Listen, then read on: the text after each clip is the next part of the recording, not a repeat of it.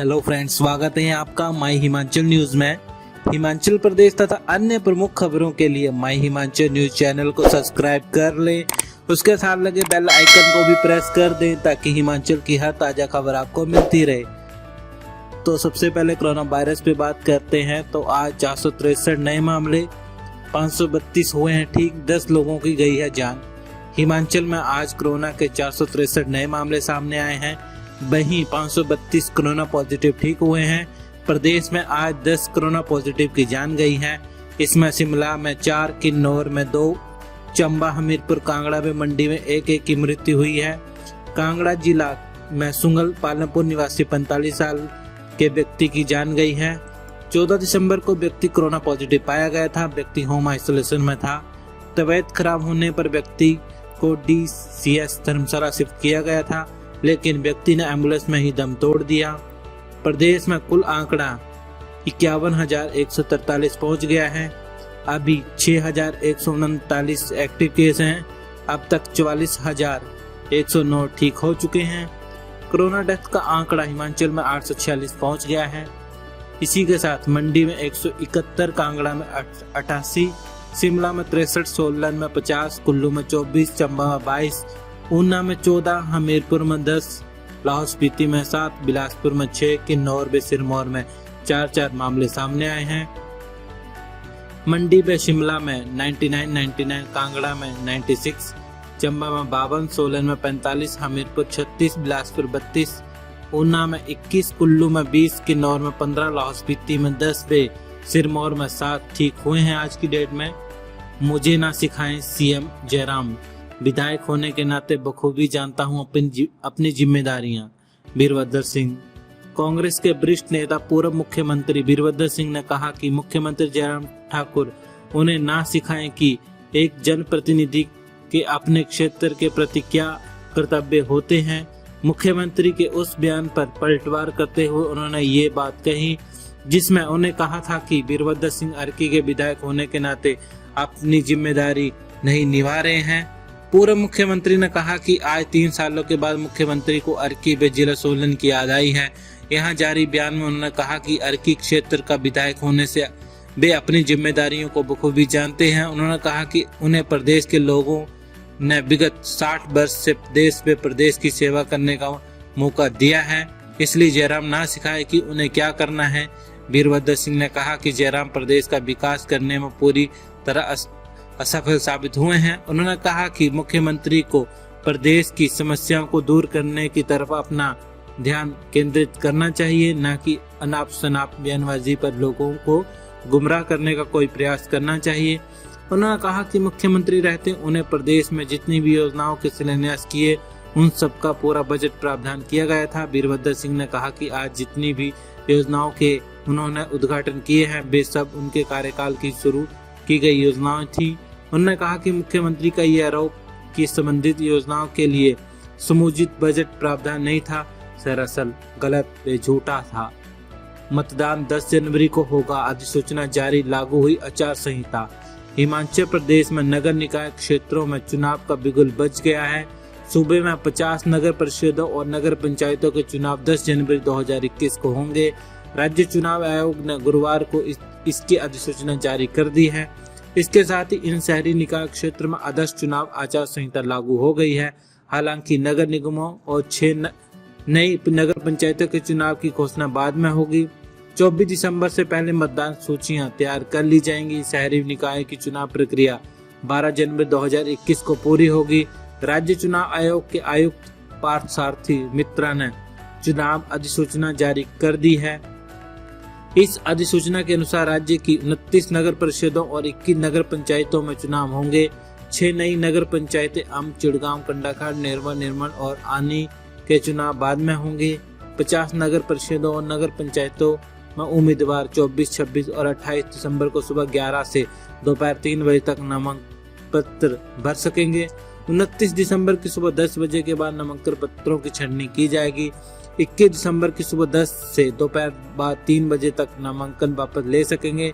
नामांकन पत्र वापस लेने के तुरंत बाद चुनाव लड़ने वाले प्रत्याशी को चिन्ह जारी होंगे। अधिसूचना के अनुसार मतदान 10 जनवरी 2021 की सुबह 8 से शाम 4 बजे तक होगा। मतदान के तुरंत बाद मतगणना शुरू कर दी जाएगी और फिर तत्काल बाद नतीजे घोषित कर दिए जाएंगे। अगले वर्ष से हिमाचल के कॉलेजों में खुलेंगे कौशल विकास केंद्र। विद्यार्थियों में कौशल निर्माण के लिए अगले वर्ष से प्रदेश के कॉलेजों में कौशल विकास केंद्र खोले जाएंगे। गुरुवार को राज्य सचिवालय में शिक्षा मंत्री गोविंद सिंह ठाकुर की अध्यक्षता में राष्ट्रीय शिक्षा नीति 2020 के लिए गठित हिमाचल प्रदेश उच्चतर शिक्षा कोष समूह की बैठक में ये फैसला लिया गया है। हिमाचल प्रदेश विश्वविद्यालय की उच्च शिक्षा की सभी योजनाओं का मुख्य केंद्र बनाने का फैसला लिया गया है। बैठक में उच्च शिक्षा के लिए चिन्हित किए गए 9 चैप्टरों के 50 बिंदुओं पर चर्चा की गई।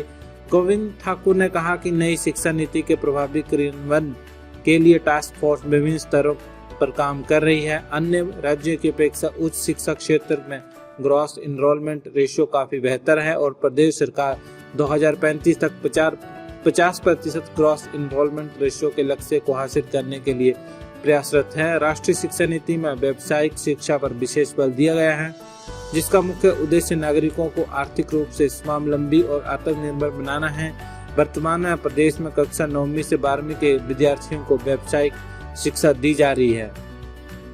सीएम ने वीरभद्र का नाम लिए बिना कसा तंज, बोले अर्की को विकास की जरूरत। मुख्यमंत्री जयराम ठाकुर ने पूर्व मुख्यमंत्री व अर्की के विधायक वीरभद्र सिंह का नाम लिए बिना तंज कसते हुए कहा कि इस निर्वाचन क्षेत्र में विकास की आवश्यकता है, क्योंकि यह हल्का अलग तरह की परिस्थितियों से गुजर रहा है।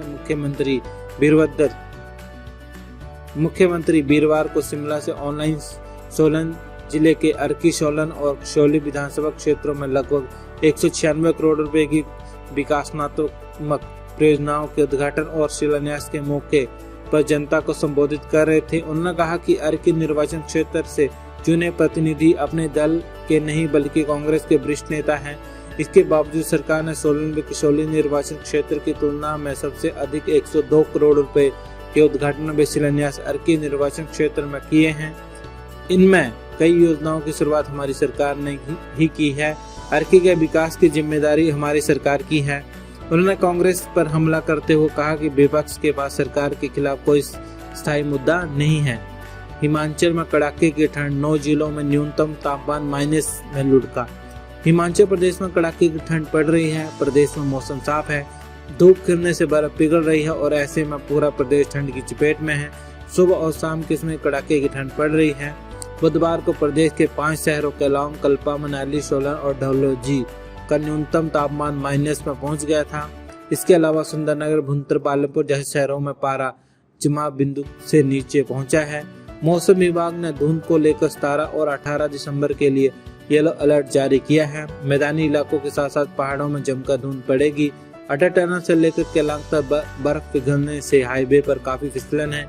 पुलिस ने लोगों से 11 बजे से लेकर शाम 4 बजे तक के बीच ही वाहन चलाने की अपील की है। बुधवार को सूबे में अधिकतम तापमान में भी सामान्य से 4 डिग्री की कमी दर्ज हुई है। सभी जिलों में तापमान में गिरावट आई है, जिसमें लोग ठंड से ठिठुर रहे हैं।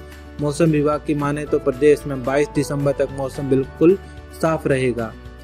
किसान सम्मान निधि में 2 करोड़ का फर्जीवाड़ा। हिमाचल के सीएम जयराम ठाकुर गृह जिला मंडी में भी किसान सम्मान निधि में लगभग 2 करोड़ का फर्जीवाड़ा हुआ है। 1889 किसान अपात्र होने के बावजूद प्रधानमंत्री किसान सम्मान निधि को लाभ ले रहे हैं। वहीं जिला उपायुक्त ऋग्देव ठाकुर ने बताया कि इनमें 80% से अधिक किसान ऐसे हैं जो आयकर देने के बावजूद निधि का लाभ ले रहे हैं।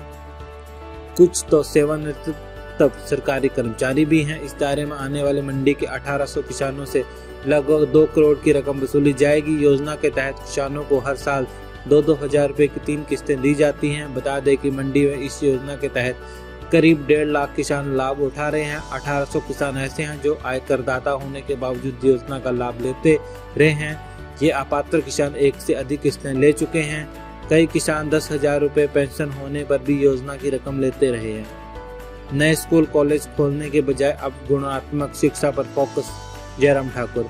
मुख्यमंत्री जयराम ठाकुर ने गुरुवार को स्कूल शिक्षा बोर्ड के आवासीय परिषद का उद्घाटन किया, जबकि 4.90 करोड़ से निर्मित होने वाले शिक्षक सदन का ऑनलाइन शिलान्यास किया। उन्होंने इस दौरान बोर्ड के कुल गीत प्रार्थनाओं को भी जारी किया। हिंदी, अंग्रेजी व संस्कृत में प्रकाशित त्रिभाषी समाचार विवरणिका का विमोचन भी किया गया। सीएम ने कहा कि लिटरेसी रेट में हिमाचल केरल के बराबर पहुंच गया है। अब क्वालिटी एजुकेशन पर फोकस करना है। नए कॉलेज स्कूल खोलने के बजाय आधारभूत ढांचा विकसित करने के लिए स्टाफ के लिए काम करना जरूरी है। सीएम ने कहा कि 34 साल बाद नई शिक्षा राष्ट्रीय स्तर पर आई है। भविष्य में इससे शिक्षा का स्वरूप और बेहतर होगा। वही स्कूल शिक्षा बोर्ड के चेयरमैन डॉक्टर सुरेश कुमार सोनी ने कहा कि सुबह की प्रार्थना सभा की गतिविधियों और बैग फ्री डे को लेकर भी एडवाइजरी जारी की गई है। खत्म होगी एमफिल की डिग्री। हिमाचल में राष्ट्रीय शिक्षा नीति को शैक्षणिक स्तर 2021-22 में लागू करने की प्रक्रिया शुरू हो गई है। इसके लागू होने से कॉलेज में छात्र मनपसंद के विषय पढ़ सकेंगे। नई नीति के तहत संकाय सिस्टम और विषयों की बाध्यता सब्जेक्ट कॉम्बिनेशन को खत्म कर दिया जाएगा, यानी छात्र साइंस के विषय के साथ आर्ट्स का कोई भी विषय पढ़ सकता है। विश्वविद्यालय में एमफिल की डिग्री को भी खत्म कर दिया जाएगा। वीरवार को राज्य सचिवालय में शिक्षा मंत्री गोविंद सिंह ठाकुर की अध्यक्षता में आयोजित बैठक में इस पर चर्चा हुई। नई शिक्षा नीति को लागू करने के लिए गठित टास्क फोर्स और विश्वविद्यालय के कुलपतियों को रिपोर्ट देने को कहा है। उनसे पूछा गया है कि एमफिल की डिग्री को कब तक लागू रखना उचित रहेगा। कृषि व बागवानी विश्वविद्यालय के प्रोफेसरों के साथ भी तालमेल करने को कहा गया है। स्नातक में बीए, बीएस और बीकॉम की डिग्री का कंसेप्ट खत्म कर दोबारा रूसा के तर्ज पर क्रेडिट स्कोर सिस्टम लागू होगा। 4 साल की डिग्री का विकल्प छात्रों के पास होगा। 4 साल की इंटीग्रेटेड डिग्री करेगा, उसके लिए पीजी केवल 1 वर्ष की ही होगी। एमफिल को खत्म कर दिया गया है, जबकि पीएचडी के लिए पूरे देश में एक ही टेस्ट होगा। तो वीडियो को लाइक कर दीजिएगा, चैनल को सब्सक्राइब कर दीजिएगा, उसके साथ लगे बेल आइकन को भी प्रेस कर दीजिएगा। जय हिंद, जय भारत।